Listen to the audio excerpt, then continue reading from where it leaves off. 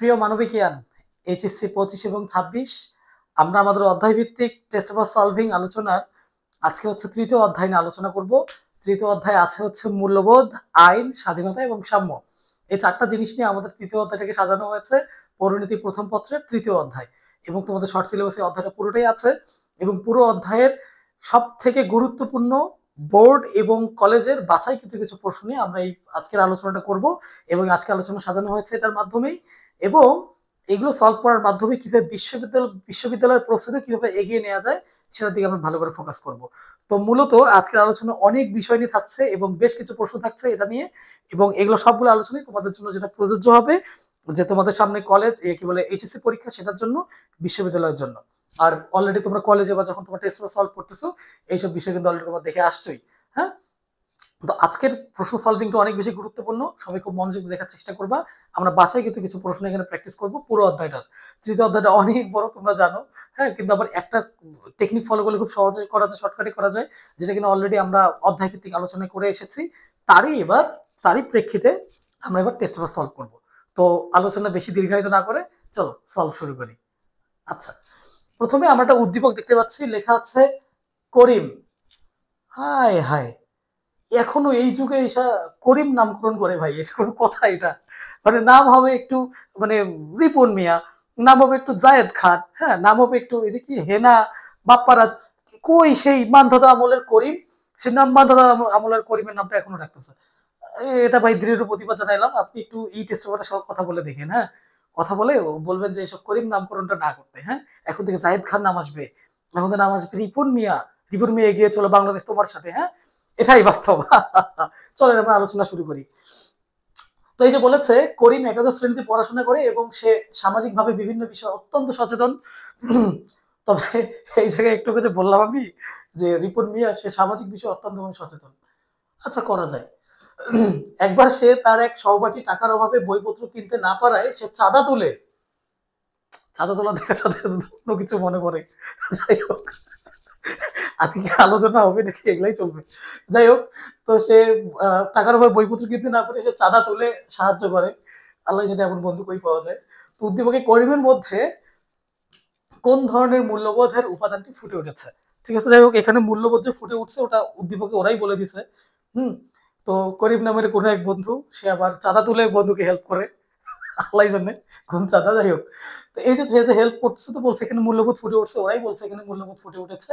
তখন মূল্যবোধ যে ফুটে উঠেছে, এখন বলেছে যে মূল্যবোধের কোন উপাদানটি এখানে ফুটে উঠেছে। তার মানে এতটুকু শিওর প্রশ্ন থেকে বুঝতে পারছি সহনশীলতা, সহমর্মিতা, সামাজিক ন্যায় বিচার, অর্থনৈতিক মূল্যবোধ সবগুলো এখানে মূল্যবোধের উপাদান। এখন কথা হচ্ছে এর মধ্যে কোনটা আসলে ওই মূল্যবোধের কোনটাতে মূল্যবোধের উপাদানটি ফুটে উঠেছে। আচ্ছা, যখন তার টাকা পয়সা নাই, তাকে তার কষ্টটাকে আরেকজন ফিল করতে পারছে, ফিল করে তাকে হেল্প করতে গেছে, এই যে আরেকজনের কষ্টকে ফিল করে তাকে হেল্প করতে যাওয়া, এই ব্যাপারটাকে বলা হয় সহমর্মিতা। সহনশীলতাও নয়, সামাজিক ন্যায় বিচার নয়, অর্থনৈতিক মূল্যবোধও নয়। সে তাকে তো অর্থ দিয়ে সাহায্য করেনি, সে তার জন্য কিছু কিনে দিয়েছে বা তাকে একটা নর্মালি কোনো একটা জায়গায় হেল্প করেছে, এই তো। কিন্তু তারা কিন্তু কোনো রকম কোনো সহ্য করেনি, অর্থাৎ সহনশীলতার ব্যাপার এখানে নাই, সামাজিক ন্যায় বিচারের কোনো ব্যাপার নাই, অর্থনৈতিক মূল্যবোধের কোনো ব্যাপার নেই। ঠিক আছে, ভালো করে খেয়াল করে দেখো, তাহলে এখানে জিনিসটা যেটা আছে সেটা হচ্ছে সহমর্মিতা, আরেকজনের ব্যাপারটাকে ফিল করে সেটার কাজ করা। তো আমাদের যেটা হয় সবগুলো উত্তরকে একই রকম মনে হয়, মনে হলেও আমরা একটু যদি চিন্তা ভাবনা করি, একটু বিবেক দিয়ে ভাবি, আবেগ দিয়ে না ভেবে বিবেক দিয়ে যদি ভাবি, তাহলে মোটামুটি উত্তরটা কিন্তু করা যায়। ঠিক আছে, তাহলে একের মূলত আমরা এই নাম্বারটা উত্তর পেয়ে গেলাম।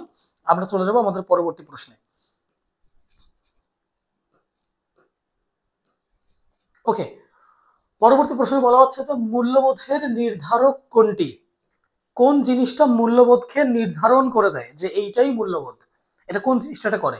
তো আমরা অপশন দেখতে পাচ্ছি, দেয়া আছে নৈতিকতা, অপশন দেয়া আছে ধর্ম, আচরণ, আবাস, সরি অভ্যাস। তো এখন বলতেছে যে মূল্যবোধের নির্ধারক কোনটি, কোন জিনিসটা নির্ধারণ করতেছে যে এটাই মূল্যবোধ। আমরা জানি মূল্যবোধটা কি। মূল্যবোধ জিনিসটা হলো যে কোন একটা আচার আচরণের সমষ্টি যা তার সকল কিছুকে নিয়ন্ত্রণ করতেছে, যা তার আহ, আচার ব্যবহার এবং কালচারকে নিয়ন্ত্রণ করতেছে, তাই না? তো মূল্যবোধ যদি কোনোটা বোধের ব্যাপার হয়, বোধ ব্যাপারটা যেহেতু আসেই আমাদের উচিত অনুচিত থেকে, আমি তো এখানে একটু লিখি, আহ, একটু যদি লিখি এখানে যে উচিত অনুচিত, এই অংশটা থেকে যেহেতু আমাদের এই বোধটা আসে, এই অংশ থেকে যেহেতু এই বোধটা আসে, এবং এই উচিত অনুচিত কিংবা হচ্ছে আহ এই যে আমাদের যে বোধের অংশটুকু যেটা আসে সেই জিনিসটাকেই বলা হয় নৈতিকতা। তাহলে আমরা বলতে পারছি যে উচিত অনুচিত কিংবা এই যে বোধের ব্যাপারটা থেকে যেহেতু নৈতিকতার উদ্রেকটা হয় এবং এই ব্যাপারটাই যেহেতু মূল্যবোধের সাথে সম্পর্কিত, সুতরাং মূল্যবোধ নির্ধারক হচ্ছে নৈতিকতা। ভালো করে একটু খেয়াল রাখবে, এই প্রশ্নগুলো কিন্তু খুবই কনফিউজিং, সবগুলোকে একই রকম উত্তর মনে হয়, ভালো করে খেয়াল করবে একটু। খুবই মনোযোগ দাও ক্লাসে। এরপর বলা হচ্ছে উদ্দীপকটি পড়ে নিম্নোক্ত প্রশ্নের উত্তর দাও। আরেকটা উদ্দীপক আমরা দেখতে পাচ্ছি, এবার দেখি এখানে কি হয়েছে। তো এখানে দ্য প্রফেসর নামে একটা মুভির নাম বলা হচ্ছে। ওকে, দ্য প্রফেসর মুভিতে বা চলচ্চিত্রে দেখা যায় প্রত্যবেক্ষক শিক্ষক ছাড়াই পরীক্ষার্থীর প্রশ্নপত্র এবং উত্তরপত্র নিয়ে কোনো অনিয়ম না করে পরীক্ষা দিচ্ছে। আয় হায়, এটা কোন জায়গায় হয় ভাই এমন যে মনে করো যে শিক্ষক ছাড়াই পরীক্ষা দেওয়া যাইতেছে? আমাদের শিক্ষক থাইকেও পোলাবেন কথাবার্তা বলে নকল করে, এই কোন জায়গা যেখানে কিনা প্রফেসর একটা মুভির কথা বলতেছে যে মুভিতে দেখা যাচ্ছে যে শিক্ষক ছাড়াই সবাই পরীক্ষা দিচ্ছে। এত সৎ হলে বাংলাদেশ তো কই উঠে উঠে যেতে পারো। বাদ দাও, দুঃখের কথা কি বলি আর। তো উদ্দীপকের প্রতিফলিত বিষয়টি কিসের পরিচয়ক? তো যেহেতু দেখতে পাচ্ছি যে পোলাপাইন খুবই সৎ, তারা খুবই ভালো, হ্যাঁ তারা চাঁদা তুলে, তারা হচ্ছে আবার শিক্ষক ছাড়াই পরীক্ষা দেয়, খুবই ভালো হলো তারা। তো এই বোধগুলো আমরা জানি, এগুলো মূল্যবোধের সাথে সম্পর্কিত, তারা মূল্যের প্রতি বোধ আছে তাদের, হ্যাঁ তারা খুবই সৎ মানুষ, খুবই তাদের মূল্যবোধ অনেক বেশি তাদের। হুম মূল্যবোধ মানে হচ্ছে যে কোনোটা জিনিস যেহেতু আমাদের কাছে আছে, এই জিনিসটা আমাদের এর প্রতি আমাদের মূল্য রাখা উচিত।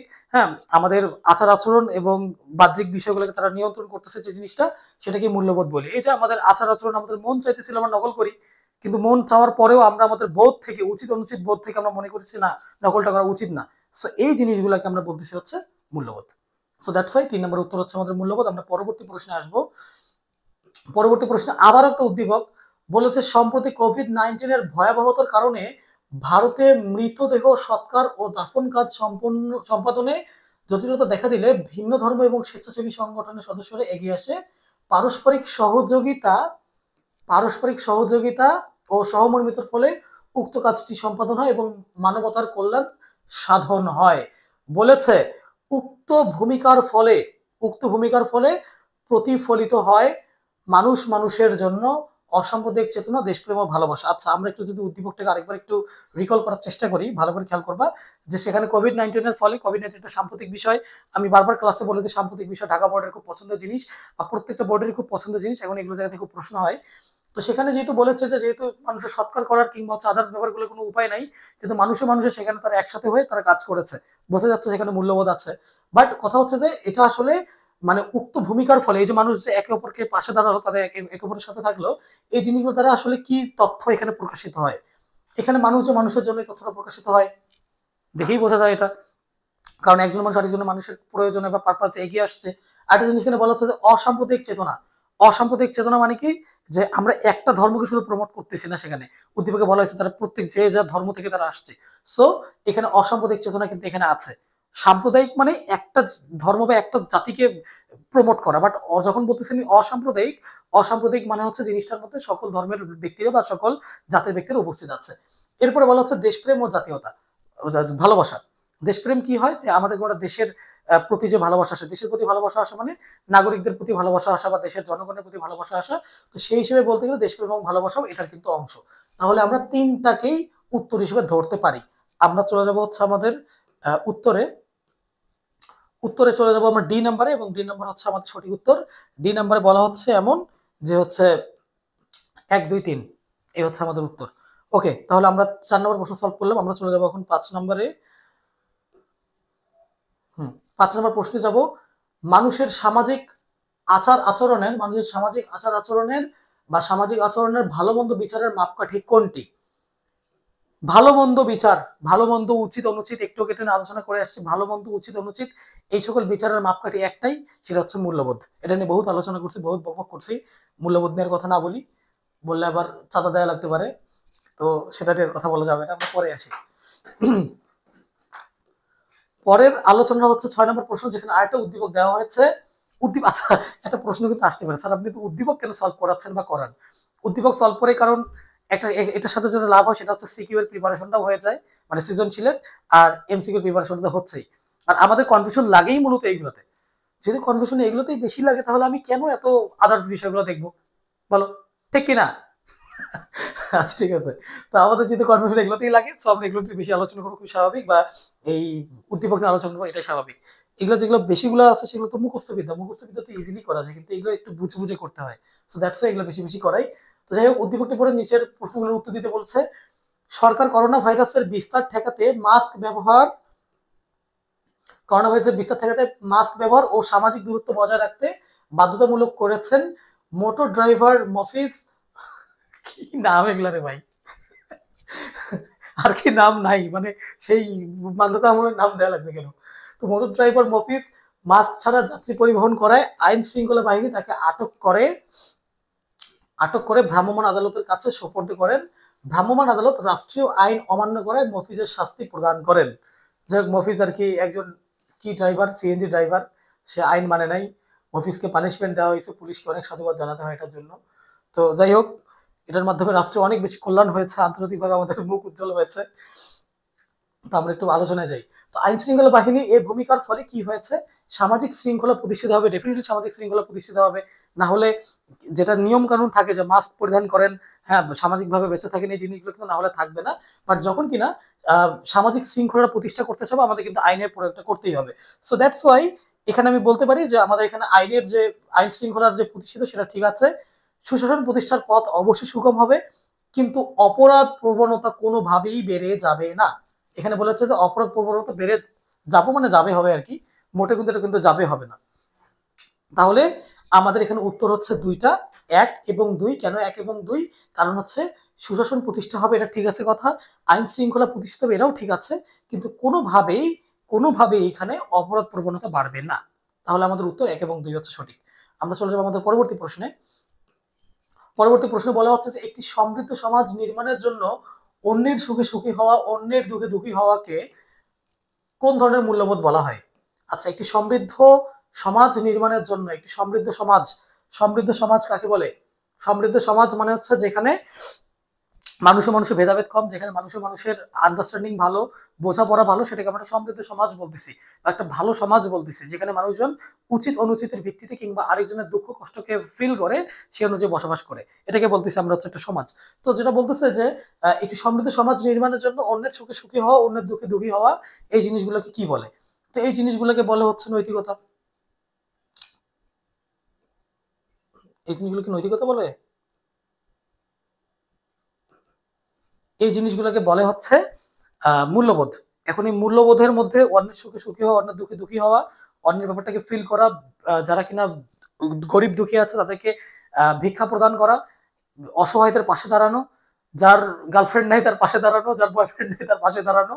তো এই জিনিসগুলোকে আমরা মূলত বলি হচ্ছে নৈতিক মূল্যবোধ। ঠিক আছে? সো আমাদের এটার উত্তর হবে নৈতিক বা নৈতিকতা। ঠিক আছে? ওকে, এটা আমরা উত্তর পারলাম। ওকে, বেশি চলে গেল কেন? হুম। এরপরে আসবো আমরা 8 নম্বর প্রশ্নে। সুশাসনের জন্য প্রয়োজন। সুশাসনের জন্য কি প্রয়োজন? জানি না মনে করে সুশাসনের জন্য কি প্রয়োজন। যে কোনো জায়গায় যদি সুশাসন প্রতিষ্ঠা করতে চাই, অর্থাৎ সুন্দর শাসন প্রতিষ্ঠা করতে চাই, বা মানুষে ভেদাভেদ দূর করতে চাই, এবং মানুষের হচ্ছে সকল বিষয় যারা ফিল করবে, অনুধাবন করবে, এবং একই সাথে একই সুখে একই দুঃখে বসবাস করবে, এই ব্যাপারগুলোকে যদি প্রতিষ্ঠিত করতে চাই, তাহলে যেহেতু আমরা খুব বাংলাদেশে মানুষ বসবাস করি, খুব একটা আমরা ভালো মানুষ না, ঘাটতারা মানুষ, তো এদেরকে আসলে নর্মাল কথা বললে হয় না। পানিশমেন্ট যখন দিবে বা যখন কিনা কোনো রকম শাস্তি দেবে, তখন মানুষজন সোজা হয়ে যায়। তো এই কারণে আইনের শাসনটা খুব জরুরি। আইন ছাড়া আমি পানিশমেন্ট দিতে পারবো না। তো ওই যে তোমার সুশাসনের জন্য যে জিনিসের সবার আগে প্রয়োজন, সেটা হচ্ছে আইনের শাসন। যদিও ওখানে জাতীয় আইনের কথা বলা হচ্ছে, নৈতিক প্রাধান্যের কথা বলা হচ্ছে, প্রশাসনের কথা বলা হচ্ছে, জাতীয় আইনটাও তো একটা আইন। নৈতিক প্রাধান্য থাকলে তো ওই যে নৈতিক মূল্যবোধ সবার মধ্যেই থাকে, কিন্তু সবাই তো সেটা পালন করে না, কারণ নৈতিক মূল্যবোধে কোনো পানিশমেন্ট নাই, কিন্তু আইন না মানলে পানিশমেন্ট আছে, সুতরাং সবাই এই কারণে সবাই এটার জন্য বেশি ফোকাসড হয়। প্রশাসনের কথা উল্লেখ থাকলেও কিন্তু আমাদের উত্তর হবে আর কি অপশন ডি। আচ্ছা, এটা আমরা বুঝলাম। আমরা চলে যাবো আমাদের পরবর্তী প্রশ্নে। সেখানে বলা হয়েছে যে পরমত সহিষ্ণুতা কোন ধরনের মূল্যবোধ? পরমত সহিষ্ণুতা কথার অর্থ কি? আমরা কি জানি পরমত সহিষ্ণুতার কথার অর্থ কি? পরমত সহিষ্ণুতা হচ্ছে অন্যের মতামতকে ফিল করা বা সম্মান করা, শ্রদ্ধা করা, গণতান্ত্রিক যে ব্যাপারটা থাকে আর কি, যে ধরো আরেকজন কোনো একটা দলের হইলো বা কোনো একটা সে মতবাদ করলো, সেই জিনিসটাকে যদি আমরা ফিল করতে পারি বা আমরা হচ্ছে সেটার প্রতি রেসপেক্ট বোধটা যদি নিয়ে আসি, সেটাকে বলা হচ্ছে। তো পরমত সহিষ্ণুতা হচ্ছে আরেকজনের মতামতকে সহিষ্ণুতা করা কিংবা হচ্ছে ধৈর্য ধারণ করা বা সেটাকে ফিল করা। তো এই ধরনের জিনিসগুলো মোটামুটি রাজনীতির সাথে বেশি জড়িত। তাই আমরা এটাকে বলবো হচ্ছে পরমত সহিষ্ণুতা হচ্ছে রাজনৈতিক মূল্যবোধ। এখানে জাতীয় মূল্যবোধ, নৈতিক, ধর্মীয় এগুলো একটা হচ্ছে না। উত্তর হচ্ছে রাজনৈতিক মূল্যবোধ, কারণ পরমত সহিষ্ণুতার সাথে রাজনৈতিক মূল্যবোধের সম্পর্ক অনেক বেশি। ওকে, আমরা চলে যাবো আমাদের পরবর্তী প্রশ্নে। পরবর্তী প্রশ্ন হচ্ছে 10 নম্বরে, যে বিরোধী দলকে ছায়া দল হিসেবে কি বিরোধী দলকে ছায়া সরকার বলা হয়? কোন ধরনের সরকার ব্যবস্থায় বিরোধী দলকে ছায়া সরকার বলা হয়? এটা হচ্ছে গণতান্ত্রিক সরকার। কারণ গণতান্ত্রিক সরকারের ক্ষেত্রে যেটা হয় যে জনগণ মনে করে যে জনগণ বলতে সরকারও এটা মনে করা উচিত সরকারের, যে বিরোধী দল তারা তাদের সবসময় জন্য সমালোচনা করবে, তারা তাদের ভুল ধরাই দেবে পাশের আন্টির মতো। তো পাশাপাশি আন্টিরা যেমন ধরো সবকিছুতে ভুল ধরে, সবকিছু শেখায় দেয়, এই জিনিসগুলোর মতো আর কি। তো বিরোধী দলগুলোকে ছায়া সরকার বলা হচ্ছে এই কারণে, কারণ তারা সবসময়ের জন্য ওই যে সরকার ক্ষমতা আছে তাদের সমালোচনা করবে এবং তাদের ভুলগুলোকে ধরিয়ে দেবে। তখন সেই ভুলগুলোকে তারা যদি ধরে নেয়, নিয়ে তারা শুধরায় নেয়, তাহলে সেটা তাদের জন্য ভালো হবে। তো এই জিনিসগুলোকে বলা হচ্ছে ছায়া ব্যাপার, বা এই জিনিসগুলো সরাসরি থাকে না, পরোক্ষভাবে থাকে। এই জন্য এটাকে বলা হচ্ছে যে গণতান্ত্রিক শাসন ব্যবস্থায় বা গণতন্ত্রের ক্ষেত্রে বিরোধী দলকে ছায়া সরকার বলা হয়। 11 নম্বর প্রশ্ন আমাদের এমন ছিল যে হচ্ছে আইনের অনুশাসন বলতে বোঝায়। আইনের অনুশাসন বলতে কি বোঝায়? আইনের অনুশাসন বলতে যেটা জিনিস বোঝায় যে কেউ আইনের ঊর্ধ্বে নয়, কথাটা সঠিক। কেউ আইনের ঊর্ধ্বে নয়। সঠিক কথা, কেউ আইনের ঊর্ধ্বে নয়। বিনা বিচারে কাউকে আটক করে রাখা যাবে না, এটাও আইনের অনুশাসন বলতেই বোঝায়, আমরা বুঝি এটা। এবং আইনের চোখে সবাই সমান, তার মানে তিনটে জিনিস এখানে হচ্ছে। যে অপশনটা, তিনটে অপশন দেখবো সেটাই আমাদের সঠিক উত্তর। আমরা দেখি একটু কোথায় আছে এখানে। এই যে ডি নাম্বারে, মানে যেখানে 1 2 3 আছে। ঠিক আছে, এটা আমাদের গেল। আমরা পরবর্তী প্রশ্নে যাব। পরবর্তী প্রশ্নে বলা হচ্ছে যে গভর্নেন্স শব্দটি সর্বপ্রথম রূপক অর্থে ব্যবহার করেন কে? বা গভর্নেন্স শব্দটিকে, গভর্নেন্স বলতে ওই যে সরকার ব্যবস্থা আর কি, বা শাসন ব্যবস্থা, এটাকে এটাকে কি বলেছে যে সর্বপ্রথম রূপক অর্থে ব্যবহার করেন কি? রূপক বলতে কি মানে জিনিসটাকে আর কি বলতে চাইলাম একটা হয়ে গেল। রূপক মানে ব্যাপারটাকে কিভাবে বোঝাই? রূপক বলতে যে জিনিসটার রূপটা আসলে সবার আগে ব্যবহারটা কি করেছেন, তাহলে আমরা সেটাকে আমরা বলবো হচ্ছে প্লেটো। এটার উত্তর হবে প্লেটো। যে গভর্নেন্স শব্দটি সর্বপ্রথম রূপক অর্থে কি ব্যবহার করেন, সেটা হচ্ছে, বা গভর্নেন্স শব্দটি কি ব্যবহার কি করেন, এটা উত্তর হয়ে যাবে কিন্তু প্লেটো। ওকে, তাহলে আমরা পরের প্রশ্নে চলে যাব। পরের প্রশ্ন হচ্ছে 13 নম্বর প্রশ্ন, সমাজে মানুষের কাজের ভালো মন্দ বিচারের মানদণ্ড কোনটি? সমাজে বসবাসরত মানুষের ভালো মন্দ বিচারের মানদণ্ডই হচ্ছে মূল্যবোধ। তাহলে আমাদের এখানে উত্তর খুঁজে বের করবো কোথায় মূল্যবোধ আছে। মূল্যবোধ আছে অপশন সি নাম্বারে। তাহলে এই সি নাম্বার হচ্ছে আমাদের একমাত্র সঠিক উত্তর। তাহলে সমাজের মানুষের ভালো মন্দ বিচারের ইয়া কি, মানদণ্ড কি, সেটা হচ্ছে মূল্যবোধ। ওকে, চলে যাই পরবর্তী প্রশ্নে। পরবর্তী প্রশ্নে বলা হচ্ছে ক্ষমতা স্বতন্ত্রীকরণ নীতি। আচ্ছা, এইটা আজকে শেখাবো, সারা জীবন মনে রাখবা, সারা জীবন মনে রাখতে হবে যে ক্ষমতা স্বতন্ত্রীকরণ নীতি জিনিসটা আসলে কি এবং ক্ষমতা বিকেন্দ্রীকরণ নীতিটা কি। আচ্ছা, স্বতন্ত্রীকরণ, এখানে জিনিসটা একটু যদি ভেঙে ভেঙে আমি বলি, এখানে প্রথমে বলা হচ্ছে তাই না? এই মানে কি? এই মানে হচ্ছে নিজ, তাই না? তারপরে কি? নিজ তন্ত্র। তন্ত্র মানে হচ্ছে, মনে করি যে নিয়ম। তন্ত্র মানে আমি নিয়ম বলতে পারি, তন্ত্র মানে আমি আইন বলতে পারি, তাই না? তাহলে বলেছে যে ক্ষমতা স্বতন্ত্রীকরণ নীতির প্রবক্তা কে? তাহলে ক্ষমতা স্বতন্ত্রীকরণ নীতি বলতে কি নিজ যে নিয়ম কানুন বা আইনগুলো আছে। এখন কথা হচ্ছে নিজ বলতে কাকে বোঝাচ্ছে? এই নিজ বলতে সরকারের 3টা বিভাগকে বোঝাচ্ছে। সরকারের 3টা বিভাগ হচ্ছে, একটার নাম হচ্ছে আইন, তোমরা নিজেই বুঝতে পারতেছো বাকিগুলো কি হবে, আইন, বিচার, শাসন। তাহলে সরকার যে 3টা বিভাগ আছে, আইন বিভাগ, বিচার বিভাগ, শাসন বিভাগ, এই 3টা বিভাগ যদি নিজ নিজ ক্ষমতা, 3টা বিভাগ যদি নিজ নিজ ক্ষমতা ঠিকঠাকভাবে চর্চা করতে পারে, 3টা বিভাগ যদি ঠিকভাবে নিজেদের ক্ষমতাকে নিজেদের আয়ত্তে রাখতে পারে, কেউ যদি কারো কাজে হস্তক্ষেপ না করে, তাহলে সেই জিনিসটাকে আমরা বলতেছি হচ্ছে ক্ষমতা স্বতন্ত্রীকরণ নীতি। এবং ক্ষমতা স্বতন্ত্রীকরণ নীতির প্রবক্তা হলেন মন্টেস্কো, চার্লস মন্টেস্কো। ঠিক আছে, ক্ষমতা স্বতন্ত্রীকরণ নীতি। পারা যাবে না? আশা করি পারা যাবে। আমরা চলে যাবো আমাদের পরবর্তী প্রশ্নে। পরবর্তী প্রশ্ন হচ্ছে আইন মূলত কোন শব্দ থেকে এসেছে? আইন মূলত শব্দটি এসেছে হচ্ছে ফার্সি শব্দ থেকে। আমরা প্রায় সময় এটা পড়ি যে হচ্ছে আইন শব্দটা শুধুমাত্র ফার্সি, বাকি সবগুলো আরবি শব্দ। আইন সম্পর্কিত সবগুলো শব্দ আরবি। এই যে তোমার হচ্ছে আদালত, এজলাস, তারপর হচ্ছে তোমার ওই যে মজলিস, সবগুলো একটা করে আরবি শব্দ। তো আমরা এখানে দেখতে পাচ্ছি যে আইন শব্দটি এসেছে ফার্সি শব্দ থেকে। এটা ভালো করে মনে রাখবা, এটা ধরে নিতে পারো যে পরীক্ষা প্রশ্ন আসবে। এটা খুবই গুরুত্বপূর্ণ একটা প্রশ্ন। আচ্ছা, এটা আমাদের গেল। তাহলে আমরা চলে যাবো আমাদের পরবর্তী প্রশ্নে। পরবর্তী প্রশ্ন দেওয়া আছে 16 নম্বরে, লিবার কোন ধরনের শব্দ? লিবার শব্দটি কোন ধরনের শব্দ? লিবার শব্দটি হচ্ছে কিন্তু ল্যাটিন শব্দ একটা। তাহলে এটার উত্তর আমরা জানলাম, লিবার শব্দটি হচ্ছে একটা ল্যাটিন শব্দ। আমরা এখান থেকে আসি এর পরের প্রশ্নে। বলেছে নিচের কোনটি সামাজিক শৃঙ্খলার জন্য অধিক সহায়ক? সামাজিক শৃঙ্খলার জন্য একটা জিনিস জড়িত, যেহেতু নৈতিকতা হচ্ছে সামাজিক বিষয়ের সাথে জড়িত, তো সামাজিক শৃঙ্খলার জন্য কিন্তু মূল্যবোধ জিনিসটা অনেক বেশি জড়িত, বা মূল্যবোধ জিনিসটা অনেক বেশি কানেক্টেড। তাহলে এখানে উত্তর হবে আমাদের মূল্যবোধ। খেয়াল রাখবা একটু এটা জিনিসগুলা। পরের প্রশ্নে আমরা আসি। পরের প্রশ্ন হচ্ছে 18 নম্বর প্রশ্ন, কোনটি মূল্যবোধের বৈশিষ্ট্য? মূল্যবোধের বৈশিষ্ট্য কিন্তু অনেক ধরনের হয়, এই প্রশ্নগুলো খুবই কনফিউজিং হয়, আমরা একটু ভালো করে দেখার চেষ্টা করব। তো বলেছে কোনটি মূল্যবোধের বৈশিষ্ট্য? মূল্যবোধের বৈশিষ্ট্য অবশ্যই মূল্যবোধ পরিবর্তনশীল। মূল্যবোধ পরিবর্তন হবেই। এক জায়গার মূল্যবোধ, যেমন ধরো আমাদের এই জায়গার মূল্যবোধ একরকম, তারপর ধরো যে তোমার বান্দরবানের মূল্যবোধ আরেক রকম, সিলেটের মূল্যবোধ আরেক রকম, চট্টগ্রামের মূল্যবোধ আরেক রকম। এক একজনের মূল্যবোধ বা ফিলিংস, একটা জিনিসের প্রতি তাদের ভালো মন্দ বিচারের ইচ্ছা, আকাঙ্ক্ষা, উচিত অনুচিত বোধ, এই জিনিসগুলো কিন্তু এক এক জায়গায় এক এক রকম হয়। ঠিক আছে? তো অতএব জিনিসটা কিন্তু পরিবর্তনশীল, এক জায়গার মূল্যবোধ আরেক জায়গায় সেটা খাটে না। তারপরে বলেছে সহমর্মিতা। সহমর্মিতা বললাম যে একজন আরেকজনের ব্যাপারটাকে ফিল করে, সহমর্মিতা বলে। শ্রমের মর্যাদা, শ্রমের মর্যাদার সাথে এর কোনো সম্পর্ক নেই, সহমর্মিতার সাথে এর কোনো সম্পর্ক নেই। সি নাম্বারটা কেন উঠে নেই আমি জানি না, বাট কোনটি মূল্যবোধের বৈশিষ্ট্য? মূল্যবোধের বৈশিষ্ট্য একটা, সেটা হচ্ছে পরিবর্তনশীলতা। এটা কিন্তু পরীক্ষায় খুব আসে, খেয়াল রাখবে একটু। নিচের কোনটি মূল্যবোধের বৈশিষ্ট্য? এই পরিবর্তনশীলতা প্রশ্নটা খুব আসে, সেটা খেয়াল রাখতে হবে। পরবর্তী প্রশ্নে চলে যাবো আমরা। লেখা আছে পরমত সহিষ্ণুতা কোন ধরনের মূল্যবোধ? এটা কিন্তু একটু আগে আমরা করে আসছি, রাজনৈতিক মূল্যবোধ, এটা নিয়ে কথা বলতেছি না। লিবার্টি শব্দটি কোন ভাষার? লিবার্টি শব্দটি ল্যাটিন ভাষার, লিবার বা লিবার্টি একই কথা, ল্যাটিন ভাষার শব্দ। দেখে আসছি। এবার আসো উদ্দীপক। বলেছে রফিক পাবলিক বাসে কলেজে যাতায়াত করে। একদিন কলেজে যাবার পথে হঠাৎ একজন বৃদ্ধ লোক বাসে উঠে, বাসে কোনো সিট না থাকায় রফিক নিজের হচ্ছে সিটটি ছেড়ে দিয়ে বৃদ্ধ লোকটিকে বসতে দেন। তো বলেছে বৃদ্ধ লোকটির প্রতি রফিকের আচরণ কোন ধরনের মূল্যবোধের পরিচয় দেয়? তো ধরো রফিকের কি সিটটা ছেড়ে দেওয়া খুব জরুরি ছিল, বাধ্যতামূলক ছিল কোনো কিছু রফিকের সিটটা ছেড়ে দেওয়া বৃদ্ধ লোকের জন্য? মোটেও কিন্তু বাধ্যতামূলক ছিল না, কিন্তু রফিক মনে করছে যেহেতু লোকটি বৃদ্ধ এবং সে হাঁটতে পারে না বা সে অসুস্থ, সো আমার উচিত সিটটিকে ছেড়ে দেওয়া। দ্যাটস ওয়াই সে হচ্ছে সিটটিকে ছেড়ে দিয়েছে। এবং এই জিনিসগুলো কিন্তু মোটেও তার একটা, সে যদি সিট ছেড়ে না দেয় তাহলে তার কোনো পানিশমেন্ট ছিল? কোনো পানিশমেন্ট ছিল না, আইনের সাথে কোনো সম্পর্ক নাই। এই জিনিসের সাথে সম্পর্ক হচ্ছে নৈতিকতা। এবং বৃদ্ধ লোকটা দাঁড়িয়ে আছে দেখে সে ধর্মীয় ব্যাপারটা এমন না, তাই না? তো ধর্মীয় জিনিসটাও কিন্তু এখানে হচ্ছে না, ধর্মীয় জিনিসটা এর মধ্যে অন্তর্ভুক্ত নয়। সুতরাং আমরা যেটা করতে পারি, ধর্মীয়টাকে ক্রস করতে পারি।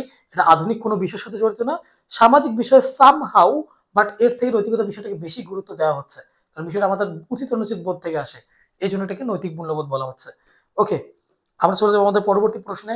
সেখানে বলা হচ্ছে যে রফিকের ন্যায় অন্যরা উদ্বুদ্ধ হলে, কি হবে? সামাজিক ঐক্য সুদৃঢ় হবে। হ্যাঁ, সামাজিক ঐক্যটা অবশ্যই সুদৃঢ় হবে, মানুষজনের মধ্যে সামাজিক ঐক্য সুদৃঢ় হবে, সামাজিক মূল্যবোধ দৃঢ় হবে, জনসচেতনতা বৃদ্ধি পাবে। তিনটা কথাই সঠিক। তাহলে আমরা অপশন ডি খুঁজবো, বা যেটাই খুঁজবো যেখানে আর কি তোমার সবগুলো অপশনই আছে সেটা খুঁজবো আমরা। এদিকে অপশন ডি তে আছে 1 2 3। পড়াশোনা কঠিন? পড়াশোনা খুব সহজ, পারা যায় না এগুলা? আচ্ছা, এরপরে যাই। সার্বভৌমের আদেশই আইন, এখানে একটু রাখা উচিত ছিল এইভাবে। এই প্রশ্নটা আমি রেখেছি কারণ বিশ্ববিদ্যালয়ে এই প্রশ্নটা খুব আসে। জন অস্টিনের একটা উক্তি, আইন নিয়ে উক্তিটা আসে তোমাদের বইয়ে। এরিস্টটল এবং জন অস্টিন এই দুজনের উক্তি বেশি গুরুত্বপূর্ণ। জন অস্টিন তিনি যেটা বলেছেন যে সার্বভৌম বা সার্বভৌমত্বের আদেশে আইন, এই প্রশ্নটা বিশ্ববিদ্যালয়ে বারবার পরীক্ষায় আসে, তো এটা একটু খেয়াল রাখবো ভালো করে, যে সার্বভৌম আদেশে আইন উক্তিটি কার? উক্তিটি হচ্ছে জন অস্টিনের। ভালো করে খেয়াল রাখবা, এটা বইয়ে কিন্তু কয়েকবার বলা হয়েছে এটা। ওকে, এরপরে আমরা যাই। লেখা আছে স্পিরিট অফ লস গ্রন্থখানি কার লেখা? যখন প্রথম অধ্যায় পড়াচ্ছিলাম খেয়াল করে দেখো, আমি তো বারবার বলেছিলাম দ্য স্পিরিট অফ লস একটা বই আছে যেটা কিনা মন্টেস্কুর লেখা, প্রায় সময় বিশ্ববিদ্যালয় পরীক্ষায় আসে, ঢাবিতেও কয়েকবার আসছিল, ঢাবিতে এই প্রশ্নটা কয়েকবার আসছে, দ্য স্পিরিট অফ লস। সুতরাং একটু খেয়াল রাখবে, এই বইটা হচ্ছে চার্লস মন্টেস্কুয়ের, ইনি কিন্তু খুবই গুরুত্বপূর্ণ একজন ব্যক্তি। তারপরে উদ্দীপক দেওয়া হয়েছে, দেখো উদ্দীপক এখানে কয়েকটা জিনিস বলা হয়েছে। একটা হচ্ছে রাষ্ট্রীয় স্বীকৃতি, এখানে দেখতে পাচ্ছি আমরা রাষ্ট্রীয় স্বীকৃতি দেওয়া আছে। এই যে রাষ্ট্রীয় স্বীকৃতি, শৃঙ্খলা প্রতিষ্ঠা, মানুষের বাহ্যিক আচরণ নিয়ন্ত্রণ, কি মনে হয় তোমাদের বলো তো? যেটা ধরছো এটাই মূল্যবোধ। সো আমরা একটু আসি।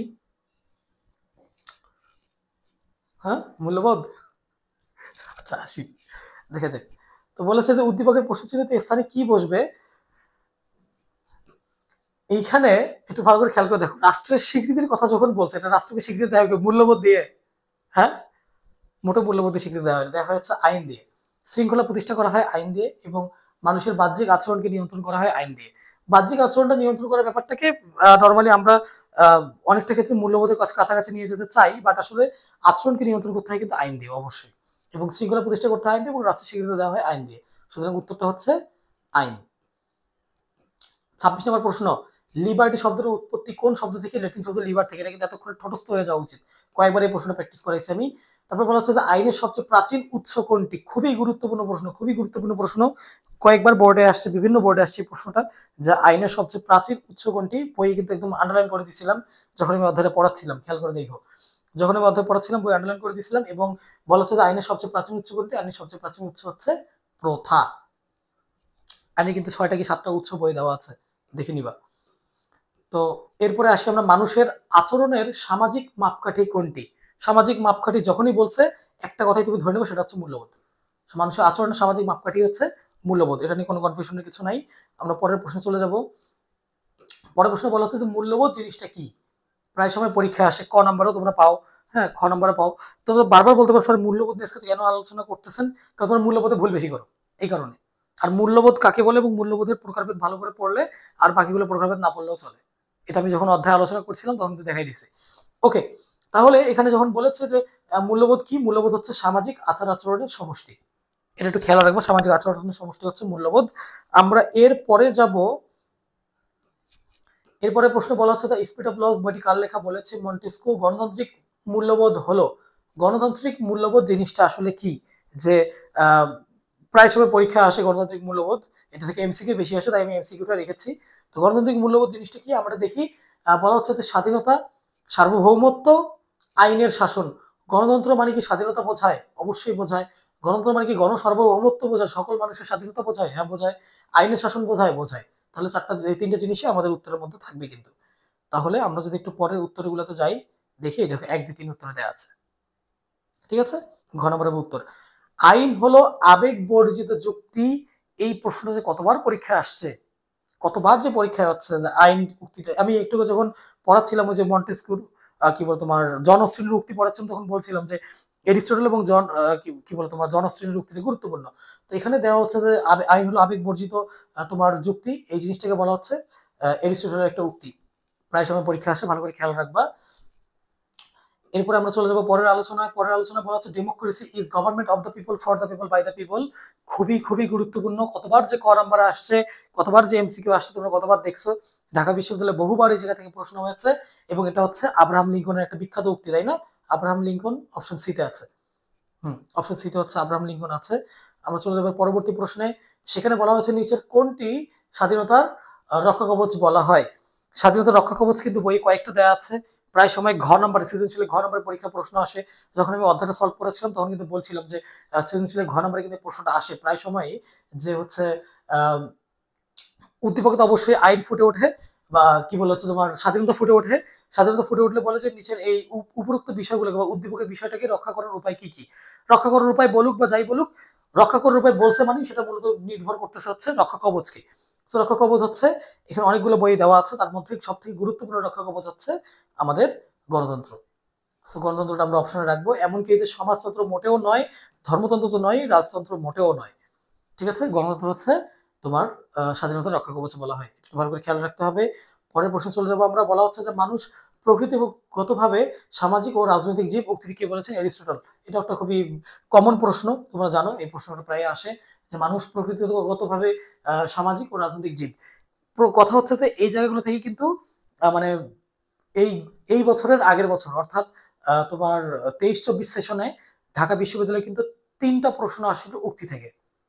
এই জন্য উক্তি বেশি প্র্যাকটিস করাচ্ছি, যে উক্তি থেকে প্রশ্ন আসতে পারে, বা প্রত্যেক বছর উক্তি থেকে প্রশ্ন থাকবেই থাকবে। গত বছর 2টা ছিল। সো দ্যাটস ওয়াই আমরা এখানে এই উক্তিটা ভালো করে দেখব। ওকে, আমরা চলে যাবো তার পরবর্তী প্রশ্ন। সেখানে লেখা আছে মানুষের সামাজিক আচরণে ভালো মন্দ বিচারের মাপকাঠি কোনটি? মূল্যবোধ আমরা আগেই পড়ে আসছি। আইনের শাসনের ফলে একটি গণতান্ত্রিক রাষ্ট্র প্রতিষ্ঠিত হয়। আইনের শাসন যদি ঠিকঠাকভাবে প্রতিষ্ঠিত হয়, আমরা আমাদের বইয়ে পড়েছিলাম, একদম দাগাই দিছিলাম আমি, তুমি খেয়াল করে দেখো, যে আইনের শাসনের ফলে একটি গণতান্ত্রিক রাষ্ট্র প্রতিষ্ঠিত হয় কি? সেটা হচ্ছে সাম্য। তখনই বলেছিলাম, যখন অধ্যায়টা পড়াচ্ছিলাম তখনই বলছিলাম যে এখান থেকে প্রশ্ন থাকবে যে আইনের শাসনের ফলে কি প্রতিষ্ঠিত হয়? সাম্য প্রতিষ্ঠিত হয়। সাম্য মানে সমতা। সাম্য মানে হচ্ছে সমতা, যেখানে প্রত্যেকটা ব্যক্তি সমান, প্রত্যেকটা ব্যক্তি তার যোগ্যতা এবং আচরণের ক্ষেত্রে সমান করা হচ্ছে। এখন ব্যক্তিকে আমরা করে দেই সমান, হ্যাঁ, সাম্য প্রতিষ্ঠা করি, মানুষজনকে আমরা সমান করে দেই। এখন একে যেহেতু সব মানুষই সমান, তাহলে কাজ করি। আমার এক ফ্রেন্ড কাজ করতেছে, আমি কাজ করব না? আমি যে ধরো রাস্তায় একটা কোনো জায়গায় কিছুটা খুঁড়তেছে, আমি খোঁড়াখুড়ি দেখবো একটু। হ্যাঁ, আমি হচ্ছে গার্লস স্কুলের সামনে গিয়ে শিস বাজাবো। যেহেতু সবাই সমান, তো আমার তো কোনো কাজ করার দরকার নেই। তো ও কাজ করতে তুইও কাজ কর সমানভাবে, সেটা করবে না। আসলে অধিকারই ভোগ করবে। ঠিক আছে? কাজের বেলা কোনো কিছু নেই। কাজের বেলা লবডঙ্কা। বাংলাদেশের মানুষ অনেক আজাইরা ভাই, কি বলবো? এরপরে আসো, স্বাধীনতার রক্ষা কবচ কোনটি? এটা আরেকটা গুরুত্বপূর্ণ প্রশ্ন। একটু আগে দেখলাম স্বাধীনতার রক্ষা কবচ, আমরা দেখলাম যে হচ্ছে তোমার ওই কি বলে ওটার নাম, গণতন্ত্র। আরেকটা রক্ষা কবচ বলা হচ্ছে স্বাধীন বিচার বিভাগ। এটা খুবই গুরুত্বপূর্ণ একটা জিনিস। স্বাধীন বিচার বিভাগ, আহ, স্বাধীন বিচার বিভাগ যদি না থাকে তাহলে দেশে কিন্তু স্বাধীনভাবে বিচার ব্যবস্থা পরিচালনা করা সম্ভব না। দেশে হচ্ছে স্বাধীনভাবে মানুষজনের আচরণ নিয়ন্ত্রণ করা সম্ভব না। তো বিচার বিভাগ মানুষের যদি ঠিকঠাক বিচার হয়, মানুষজনের আচরণ নিয়ন্ত্রণ করা পসিবল। সুতরাং স্বাধীনতা রক্ষা কবচ হচ্ছে স্বাধীন বিচার বিভাগ। আমরা চলে যাবো আমাদের পরবর্তী প্রশ্নে। পরবর্তী প্রশ্নে বলা হচ্ছে যে অবাধ স্বাধীনতা কিসের নামান্তর? বাংলাদেশের ক্ষেত্রে খুবই প্রযোজ্য ভাই, খুবই প্রযোজ্য। মানুষজনকে যখন অবাধ স্বাধীনতা দেওয়া হয় যে তোমার যা মন চায় তুমি তাই করো, ওরা আসলেই যা মন চায় তাই করে। আসলে মানে যা তা ভাই, যা তা। ঠিক আছে? ওকে বলছে ঠিক আছে তোমার যেহেতু কন্টেন্ট ভালো লাগে তুমি কন্টেন্ট বানাও। চলে গেছে টিকটকে। চলে গেছে লাইকিতে। হোয়াট ইজ দিস ভাই? তোর কন্টেন্ট বানাইতে বলছে বলে তুই টিকটকে চলে যাবে? আল্লাহ জানে এটা কি ধরনের স্বাধীনতা, আল্লাহ জানে। ওইটাকে ওই জিনিসটাকেই যেটা তারা ভোগ করে ওইটাকে বলা হয় স্বেচ্ছাচারিতা। স্বেচ্ছাচার, নিজের যা মন চায় তাই করা, স্বেচ্ছার আচার, স্বেচ্ছা আচার। আমার যা মন চাবে তাই করবো আমি, এটাকে বলা হয় স্বেচ্ছাচার। তো যখন স্বাধীনতা খুব বেশি হয়ে যায়, অবাধ হয়ে যায়, যাকে নিয়ন্ত্রণ করাই যায় না, তারা পাপা কি পারি পাপা কি পারা হয়ে যায়। যাই হোক, এগুলো বিষয়ে আলোচনা না করে আবার পরের প্রশ্নে যাব। পরের প্রশ্ন বলা হচ্ছে কে সর্বপ্রথম আইন এবং নৈতিকতার মধ্যে পার্থক্য করেন? মেকিয়াভেলি। খুবই গুরুত্বপূর্ণ একটা প্রশ্ন। প্রায় সময় পরীক্ষা আসে, এখানে বোঝানোর তো কিছু নাই, বাট এতটুকু শুধু মনে রাখবো যে সর্বপ্রথম আইন এবং নৈতিকতার মধ্যে পার্থক্য করেন মেকিয়াভেলি। তিনি আর কি বলেছেন যে নৈতিকতা না মানলে তো কোনো শাস্তি নেই, কিন্তু আইন না মানলে কিন্তু শাস্তি আছে, পার্থক্য এইটাই। এটা বলেছেন মেকিয়াভেলি।